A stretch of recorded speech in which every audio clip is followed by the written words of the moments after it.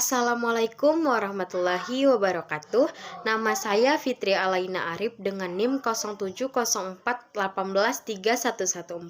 Prodi Biologi Fakultas Sains dan Teknologi Universitas Islam Negeri Sumatera Utara. Di sini saya akan menjelaskan tentang teknik dekalsifikasi. Adapun pengertian dari teknik dekalsifikasi yaitu dekalsifikasi adalah prosedur rutin dengan tujuan membuat jaringan yang mengandung garam mineral tanpa harus mempertahankan garam mineral tersebut.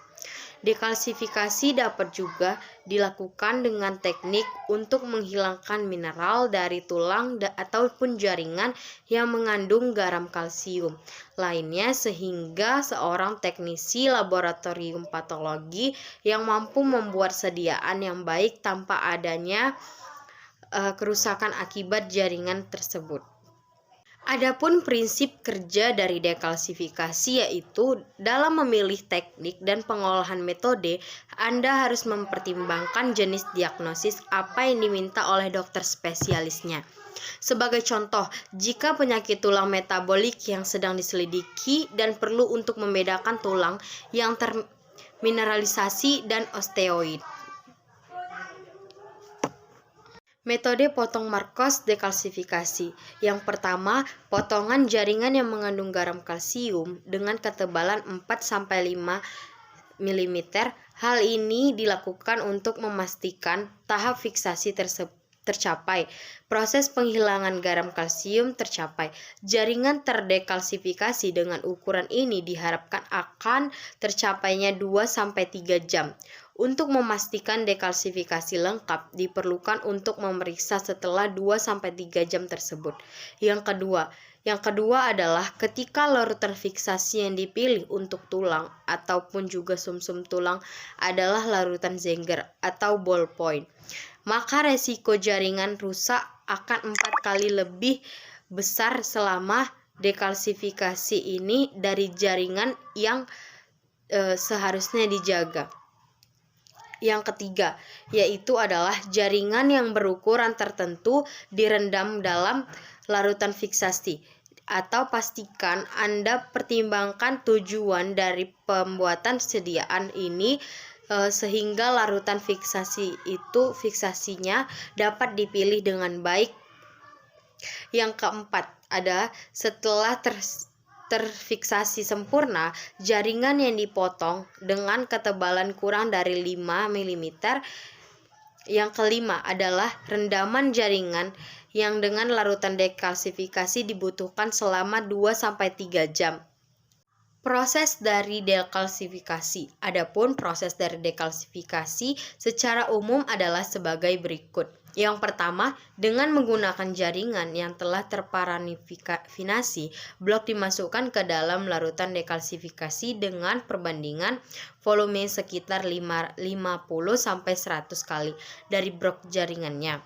Larutan dekalsifikasi ini dapat juga dicapai dengan menggunakan penghubung berupa kasa sehingga blok jaringan dapat berada pada dasar larutan ataupun sedikit di bawah ataupun tengah-tengah jaringan bagian tengah cairan.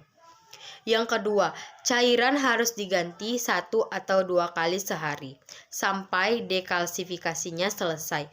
Hal ini sangatlah penting mengingatkan pertimbangan proses dekalsifikasi dengan sempurna hasilnya. Yang ketiga, pada saat penyelesaian dekalsifikasi, jaringan langsung dipindahkan ke alkohol 70% selama 10 jam dengan berada beberapa kali untuk beberapa kali pergantian larutan alkohol dengan konsentrasi yang samanya. Yang keempat, setelah 10 jam selesai dilakukan, maka proses dari pematangan jaringan ini. Prinsip dasar dari dekalsifikasi yaitu adalah yang pertama pengurangannya atau penghilangan garam kalsium oleh larutan asam lemah. Yang kedua adalah pengurangan atau penghilangan garam kalsium oleh penggunaan larutan mineral lemah yang dibarengi dengan pertukarannya ion resin untuk menjaga larutan dekalsifikasi bebas dari kalsium bebas. Yang ketiga yaitu adalah menggunakan chelating agent EDTA. Yang keempat, pengurangan atau penghilangan garam kalsium yang menggunakan prinsip perubahan kalsium menjadi ion elektrolit dengan menggunakan listrik arus. Adapun juga faktor-faktor yang mempengaruhi dekalsifikasi yaitu adalah untuk memastikan waktu dekalsifikasi agar tidak terlalu lama ataupun terlalu cepat, maka ada beberapa hal yang harus diperhatikan dari dekalsifikasi, dan proses ini salah satunya adalah faktor-faktor yang mempengaruhi, antara lain ketebalan tulang. Ketebalan menjadi faktor penting di dalam percepatan dekalsifikasi.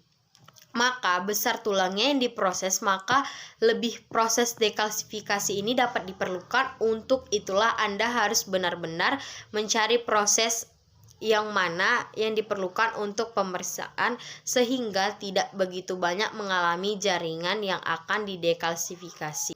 Yang kedua adalah kerapatan densitasasi tulang. Kerapatan atau densitasi dari tulang menjadi faktor percepatan lainnya, di mana tulang yang banyak mengandung kalsium tentu akan membutuhkan waktu yang lama jika dibanding dengan tulang sedikit mengandung kalsium.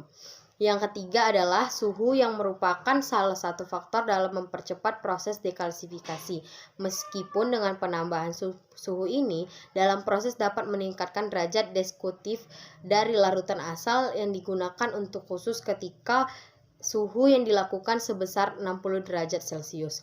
Yang keempat adalah tekanan dan vakum. Pemberian vakum sebagai tindakan tambahan kandakalanya dilakukan untuk menghilangkan gelembung dalam rongga-rongga tulang.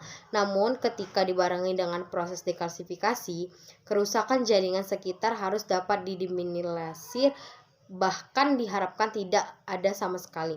Yang kelima adalah volume larutan. Pada dasarnya, waktu dekalsifikasi akan menjadi cepat ketika kecepatan reaksi antara gam kalsium dengan larutan dekalsifikasi berjalan dengan baik.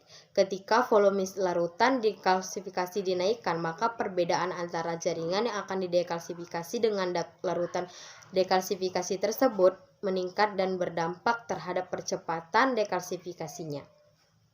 Adapun larutan dekalsifikasi 3 yaitu yang pertama adalah yang didasarkan pada asam mineral, kuat seperti asam klorida atau nitrat pada konsentrasi hingga 10% yang merupakan larutan dekalsifikasi yang paling cepat dalam proses dekalsifikasi.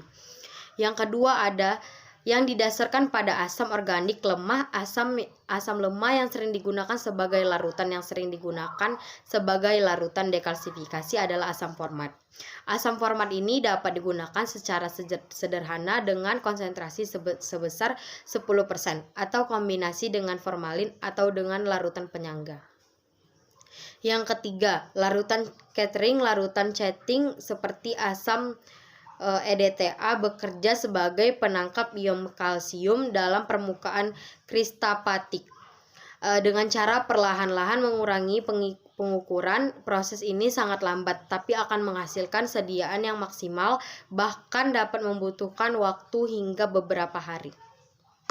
Setelah dilakukannya proses dekalsifikasi ini, ada juga proses dari pembersihannya yang maka akan menyebabkan berbagai kondisi yang dilakukan.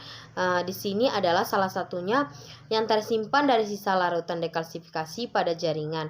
Untuk menghilangkan sisa dari larutan tersebut, dekalsifikasi ini berbagai metode, yaitu menetralkan sisa asam dan yang tersisa pada jaringan. Salah satunya dengan cara mencuci jaringan tersebut menggunakan air keran, air yang mengalir, ataupun juga pemberian larutan basah. Metode ini yang terbaik dari kedua adalah dengan mengaliri air keran. Hal ini disebabkan dengan mengalir air keran, sisa asam yang terhapus dan berkontaminasi yang ada dalam jaringan. Sekian dari penjelasan saya, lebih kurangnya saya mohon maaf. Wabillahi taufiq wal hidayah. Assalamualaikum warahmatullahi wabarakatuh.